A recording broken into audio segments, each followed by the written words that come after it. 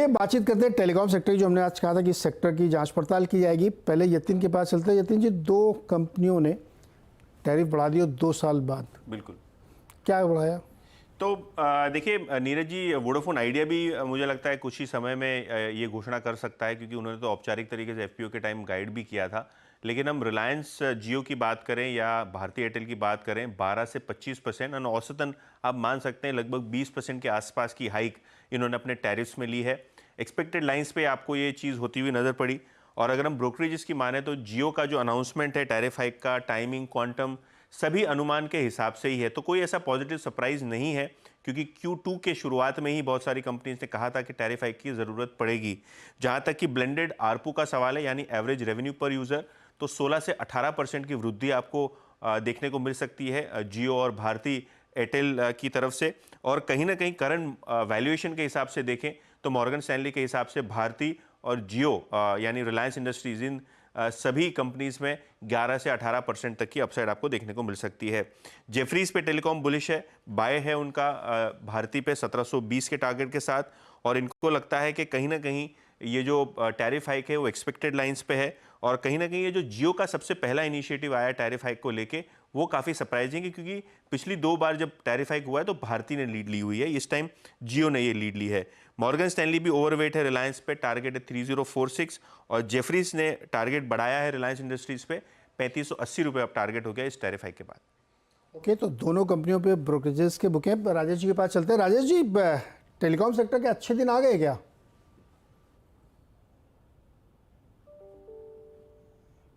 मानस को नमस्कार।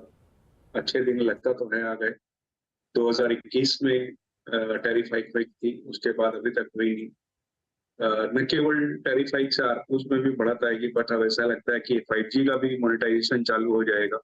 कल परसों की खबरों में इन्होंने नया स्पेक्ट्रम भी लिया है, तीनों कंपनियों ने मिलकर के। तो मुझे लगता है कि यहाँ से एक अच्छे दिन की शुरुआत न केवल इस वजह कर है कि टैरिफ हाइक हुए हैं या 5G के मोनेटाइजेशन हुए हैं, बल्कि इस बात पर भी है कि अगर आप देखो तो जो जियो के जो केपेक्स चल रहे थे, मुझे लगता है कि वो अपने पीक पर पहुंच गए हैं। जो थोड़े बहुत केपेक्स साल दर साल चलते हैं नॉर्मल रूटीन में, वो तो अपनी जगह चलेंगे ही, लेकिन जो बड़े केपेक्स थे वो पीक पर पहुंच गए, तो वहां से भी एक राहत होगी और मार्जिन्स में सुधार होता हुआ या बढ़ोतरी होती हुई नजर आएगी।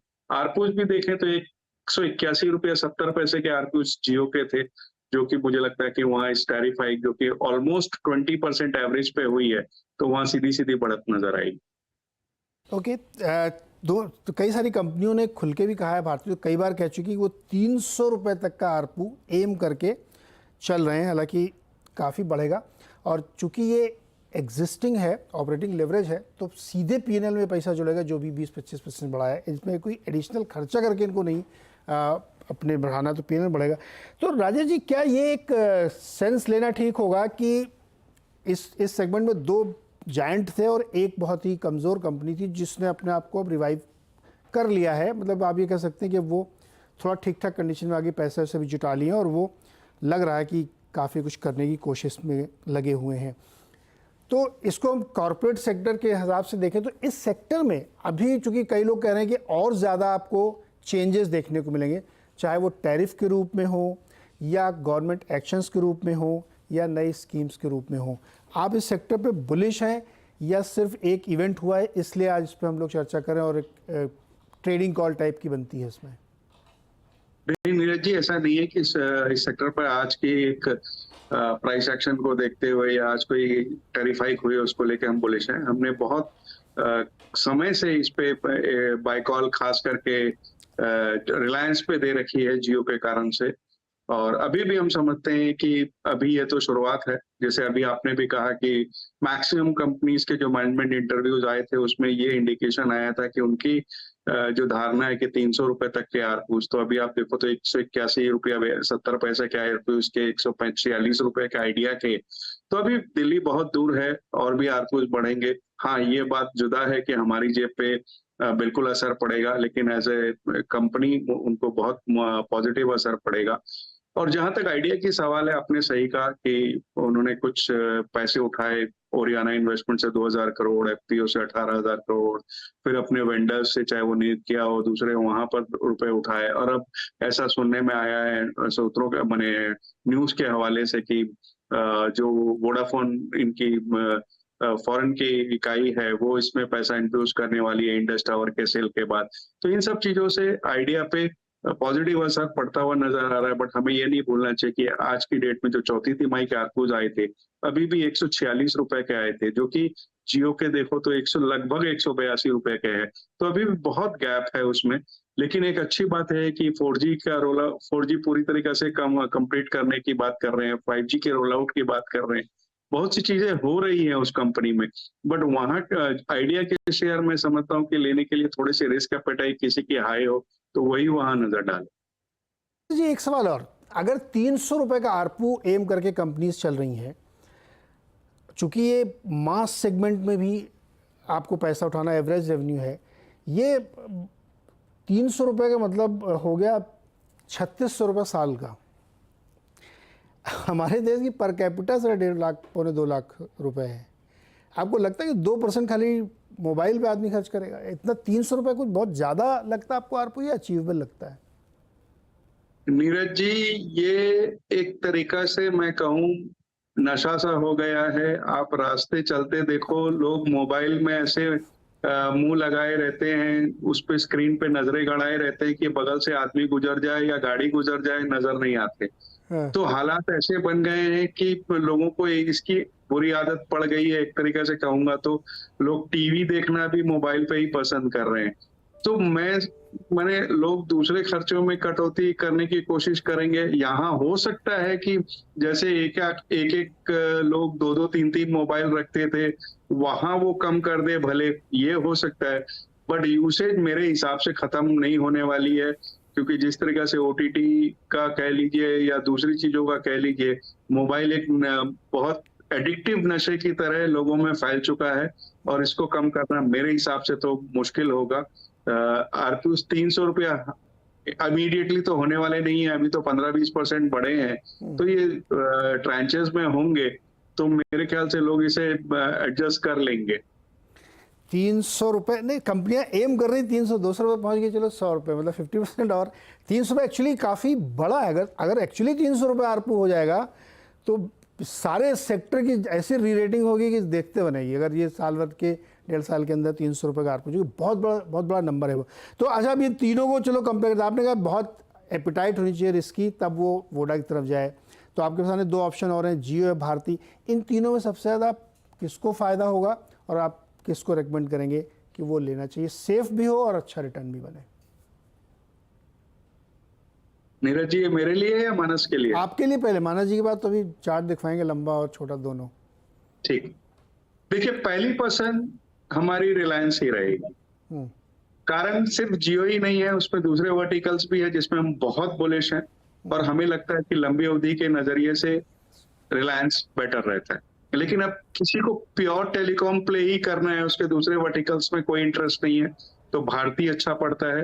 क्योंकि अगर आप वैल्यूएशन भी देखो तो 11-12 के पी पे ट्रेड करता हुआ भारती, इतने बड़े सब्सक्राइबर बेस के साथ, और आरपीयूज भी बढ़ने वाले हैं, टैरिफ हाइक हो चुकी है, इन सब चीजों के मद्देनजर मुझे लगता है इतनी बढ़त के बाद हो सकता है कि थोड़ा कंसोलिडेट करे, थोड़ा करेक्ट भी करे, 1350-1400 रुपए तक आ जाए। लेकिन हमारा अनुमान ये है कि साल भर के नजरिए या 1.5 साल के नजरिए से इसमें 1700-1750 टारगेट लेकर के आदमी निवेश कर सकता है। ओके, टॉप पिक रिलायंस है, लेकिन प्योर प्ले करना है तो भारती। क्या ये भी हो सकता है कि जिसको जो कि बढ़ने की गुंजाइश ज़्यादा वोडा आइडिया में है, क्योंकि वो तो बेचारा सबसे नीचे है अभी और रिवाइव कर रहा है, तो उसमें ज़्यादा अप्रिशिएशन हो सकता है क्या? मैंने कहा जिसकी रिस्क एपेटाइट अच्छी हो वोडा पे ध्यान दे, क्योंकि उसमें बहुत सारी चीजें हो रही है। वो एक तरीका से लैगार्ड था, अब उसमें पैसे इन्फ्यूज हो रहे हैं, अब मैनेजमेंट भी इंटरेस्ट ले रहा है। और हमें ये नहीं भूलना चाहिए कि बिरला ग्रुप की, कुमार मंगलम जी की मैनेजमेंट व्यूज बहुत क्लियर, बहुत अच्छे हैं, उस पर हम डाउट कर ही नहीं सकते। अगर मैनेजमेंट वहां पे बड़े कॉर्पोरेट एक्शंस करता है, कुछ नए पैसे इन्फ्यूज हो रहे हैं, तो वहां उम्मीद ये बिल्कुल बनती है कि वहां अच्छी बढ़त हो। लेकिन फिर जहां पर ग्रोथ ज्यादा होती है उस पे थोड़ा रिस्क भी ज्यादा होता है। तो आपको स्टेबल इनकम चाहिए जहां एकदम कंफर्म है कि हाँ भाई भारती में तो वैल्यूएशन अच्छे हैं, या रिलायंस में दूसरे वर्टिकल्स भी अच्छे परफॉर्म कर रहे हैं, जियो तो है ही, तो वहां जा सकते हैं। या जिनकी रिस्क एपेटाइट अच्छी हो वो थोड़ा रिस्क ले सकते हैं कि भाई अगर 20% टूट भी जाता है स्टॉक तो उन्हें फर्क नहीं पड़ता, तो वो आइडिया ले सकते हैं। तो depending on one's risk appetite यहाँ पर आप अपने पोर्टफोलियो को डाइवर्सिफाई कर सकते हो, या ऐसा कर सकते हो कि एक छोटा हिस्सा अपने पोर्टफोलियो का जो टेलीकॉम में डालना चाहते हैं, एक छोटा हिस्सा वोडाफोन में लगा सकते हैं। ओके, अच्छा आपने जो जिक्र कर दिया बिरला जी का, तो एक ऐसे मन में सवाल आ रहा था। आपने देखा बिरला ग्रुप बहुत एग्रेसिव हो गया है, सीमेंट का हो, पेंट का हो, रिटेल वाला हो, कपड़े लत्ते वाला, या इधर ये वोडा आइडिया वाला। आप तो बहुत दिनों से उनको जानते हैं, कलकत्ता से भी उनका बहुत अच्छा रिश्ता है। क्या है, बहुत एग्रेसिव हो गए हैं क्या? देखिए एग्रेसिव हो गए हैं ये कहना तो सही है, क्योंकि बहुत दिनों से ठंडे पड़े थे, और अभी आपने जो भी गिनाए ना उसमें एक छूट गया आपका, रियलिटी जो बिल्डर स्टेट्स के नाम से सेंचुरी टेक्सटाइल्स के अंदर में है, तो बहुत अच्छी तरीके से ग्रो कर रहा है। पहले सिर्फ वर्ली में जो उनकी प्रॉपर्टी थी उसको डेवलप कर रहे थे, लेकिन अब इन दिनों तो उन्होंने दूसरे शहरों में, बेंगलुरु में, पुणे में और अलग जगह में जमीनें लेकर के वहां पर डेवलपमेंट का काम चालू किया है, और प्रीमियम प्रोजेक्ट्स हाथों हाथ बिक रहे हैं। मुझे लगता है कि जो गेम चेंजर सेंचुरी टेक्सटाइल में होगा वो बिरला स्टेट्स को लेकर के होगा। पेंट्स में अगर आप देखो तो ग्रासिम में उन्होंने नए पेंट्स लॉन्च करे हैं, और अल्ट्राटेक में कल जैसे हिस्सेदारी खरीदी उन्होंने इंडिया सीमेंट में। ये सारी चीजें बहुत पॉजिटिव बैठ रही है। मुझे लगता है कि जो अंडर परफॉर्मेंस थी इस पूरे ग्रुप के स्टॉक पिछले कई वर्षों से, वो थोड़ी सी खत्म होती हुई नजर आ रही है। बिल्कुल आप सही कह रहे हैं। इन्वेस्टर्स को इस ग्रुप पे नज़र रखनी चाहिए, चाहे वो ABFRL हो, चाहे AB कैपिटल हो, या रियल एस्टेट का आप जो जिक्र कर रहे हैं सर, ये मेरे घर और ऑफिस के बिल्कुल सामने ही है। कोविड टाइम में जो लॉन्च किया था बिरला नियारा, उसका 3-4 गुना दाम हो चुका है इस समय। बहुत सही बात आपने पकड़ी, रियल एस्टेट ज़बरदस्त इनका बिजनेस है। मानस जी, लेकिन हम लोग आते टेलीकॉम पे आते हैं। 3 और 4 टेलीकॉम होगी ना, भारतीय एक्सा भी जोड़ लीजिए। सबसे बढ़िया आपको कौन सा लगता है चार्ट पे, लॉन्ग और शॉर्ट दोनों टाइम फ्रेम के लिए? तो देखिए भारतीय एक्सा पे व्यू देना मुश्किल है, नया स्टॉक है, बट बिल्कुल मैं राजेश जी की बात से पूरी तरह 100% सहमत हूं कि अगर किसी को एक स्टॉक लेना हो तो रिलायंस ही लेना चाहिए। क्योंकि देखिए रिलायंस में काफी समय के बाद इस तरह का ब्रेकआउट देखने को मिला, और मैंने काफी बार 3350 के टारगेट की बात की है, लेकिन अब जो ब्रेकआउट देखने को मिला है इसके बाद 3350 नहीं 3750 के टारगेट सेट करने चाहिए रिलायंस इंडस्ट्रीज में। मैं बुलिश आइडिया में भी हूं, क्योंकि आइडिया मेरे हिसाब से 26-27 रुपए के लेवल्स को टेस्ट कर सकता है, लेकिन रिस्की स्टॉक है, इसलिए थोड़ा पैसा यहां डालें लेकिन ज्यादा पैसा रिलायंस की तरफ डालें। लेकिन भारतीय में अब इस टाइम पे कॉन्फिडेंस नहीं आ रहा है, क्योंकि यार रिस्क रिवॉर्ड मैच नहीं करता है। 7-8 मंथ में हमने अच्छी खासी रैली देख ली है, तो अब यहाँ पर उतना कंफर्ट नहीं आता है, पर रिलायंस और आइडिया दोनों स्टॉक चार्ट पे अच्छे लगते हैं। ओके, तो ये थी राय इन्वेस्टर्स के रिस्क प्रोफाइल के हिसाब से कि किसको क्या लेना चाहिए। बिल्कुल डिस्क्लोजर ध्यान रखिएगा, रिलायंस इस ग्रुप की ओनर है। जो चैनल आप देख रहे हैं उसका स्वामित्व उन्हीं के पास है, इसलिए कोई भी निवेश अगर आप रिलायंस में करते हैं तो एक राय किसी और से लीजिएगा, और बाकी भी और आप ध्यान दीजिए और लोगों से बातचीत करके लीजिएगा। मानस जी और राजेश जी, सर बहुत बहुत शुक्रिया जुड़ने के लिए, और ये विश्लेषण हमारे दर्शकों के लिए करने के लिए बहुत बहुत शुक्रिया हमारे साथ जुड़ने के लिए। एक छोटा सा ब्रेक है, उसके बाद मार्केट अपडेट।